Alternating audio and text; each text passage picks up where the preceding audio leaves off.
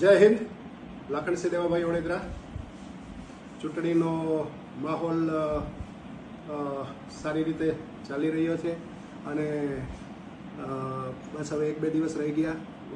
બધી પાર્ટીઓ પક્ષો પોતાના ઇફોર્ટ લગાડે છે, પોતાની મહેનત કરે છે અને અમે તો ઘટના સ્થળે જઈ અને જે સામાન્ય માણસો છે એની જે રજૂઆતો છે એ સાંભળીએ છીએ અને એ રજૂઆતો છે એ અમારા વિડીયો મારફતે કે સામાન્ય માણસોને બતાવીએ છીએ કે ભાઈ કયા વિસ્તારમાં કે કઈ ટાઈપની સમસ્યાઓ છે અને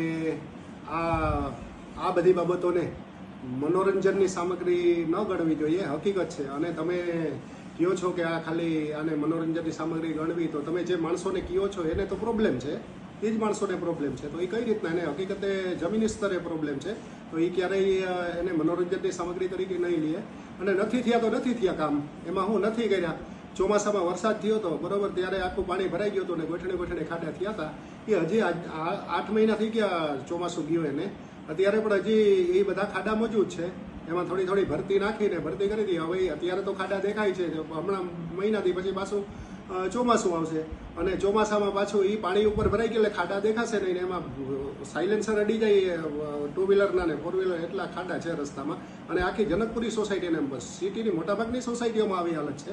તો ઉપર પાણી ભરાઈ ગયું ને પછી ખાડા નહીં દેખાય ને એમાં કોઈ પણ વાહન કે 2 વ્હીલર ગયું એટલે ટાટિયા ભાંગવાના છે.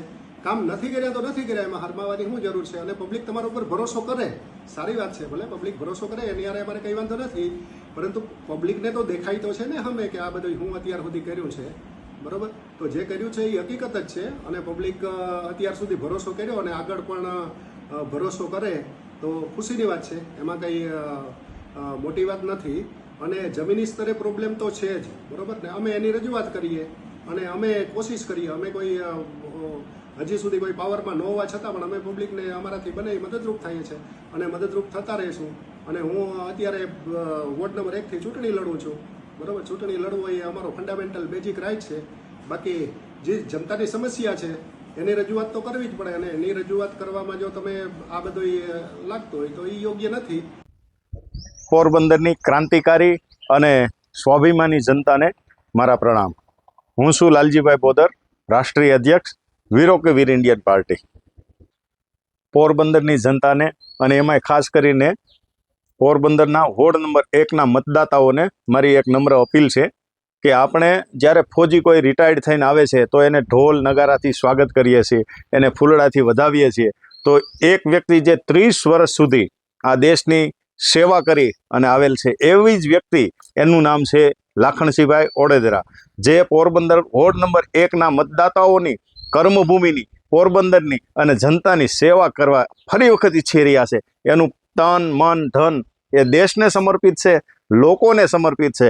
આવી વ્યક્તિને આપણે વોટિંગ કરવાનું છે અને ધન્યતા અનુભવવાની છે. કારણ કે અત્યાર સુધી તો આપણે ધર્મ નામને, કોમના નામે, પ્રાંતના નામે, ભાષાના નામે મત આપ્યા છે, પણ આજ પહેલી વખત આપણે એવી વ્યક્તિને મત આપવાનો મોકો મળે છે કે જે આપણા માટે, આપને જીવાડવા માટે, બોર્ડર ઉપર મરવા માટે તૈયાર હોય છે.